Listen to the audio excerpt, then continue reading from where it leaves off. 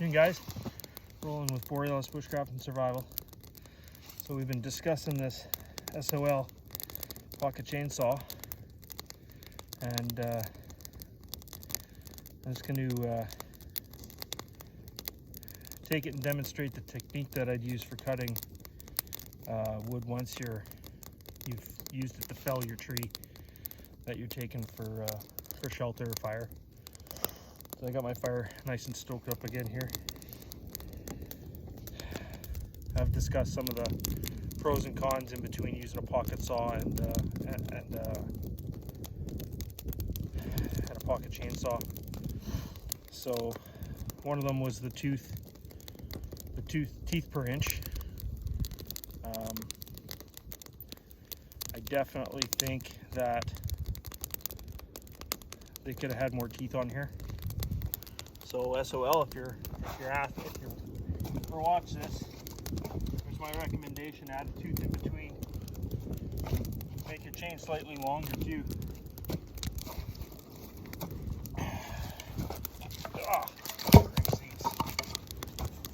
Fucking tamarack.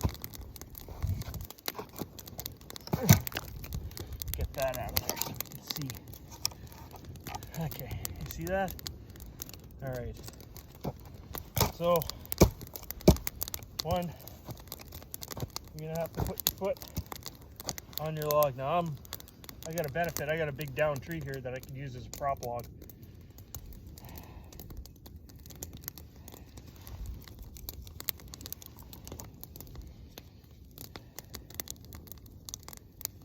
I get my hands in the hand loops.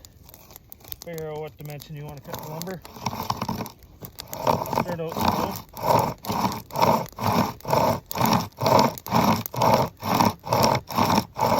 Now you're pulling up, so your back is hunched over.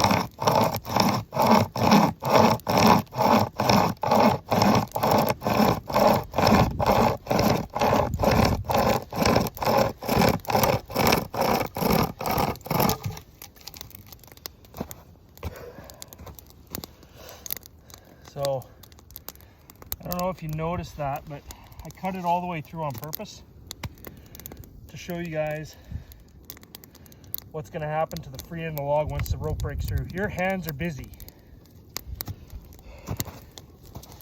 Your hands are busy. Keep this in mind.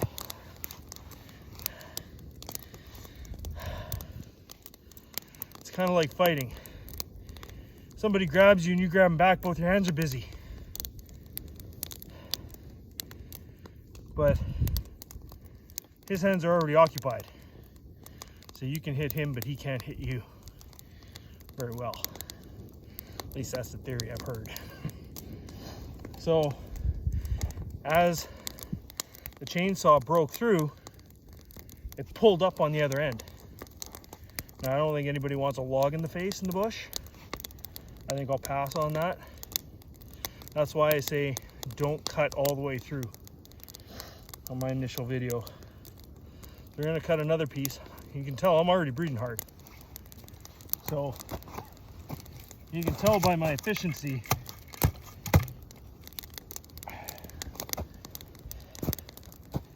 kind of where we're at in terms of, plus you got to orient this the right freaking direction.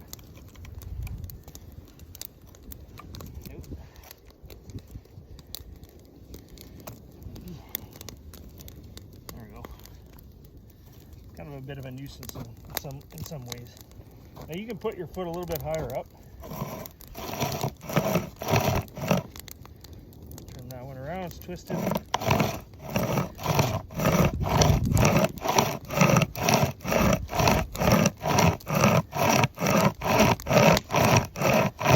This tree is only about 3 inches. Look at that. So this is where I would stop, get my saw out, and give it a boot. Save your face.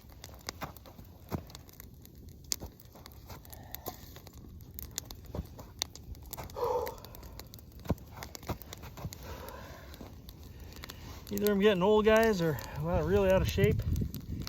Maybe those 2 days of couch sitting took it out of me. So, everybody knows that survival is a calories game. And the less calories you expend, the better to accomplish your given tasks. Now,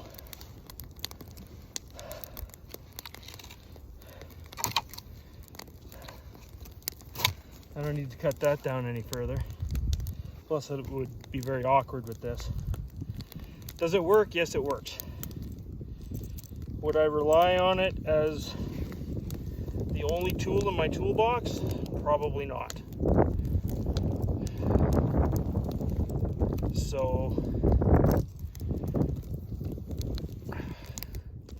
could it be made better?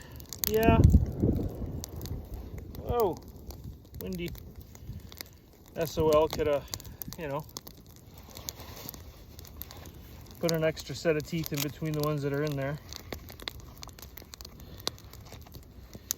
The one thing I have noticed with this one though is the teeth all seem to run in the same direction. And I think that's a bit of a plus. Because in reality, you're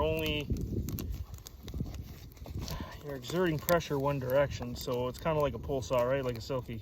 You're only cutting on the pull stroke, which both hands are pulling. You'd think having a set of teeth going one direction, a set of teeth going the other direction would be more efficient, but not necessarily.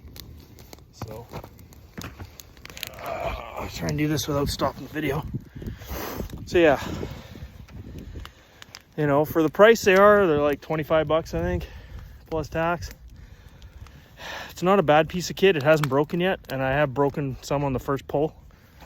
Not gonna go into brands or nothing, but yeah, as you can see, we got a fair amount of snow out here.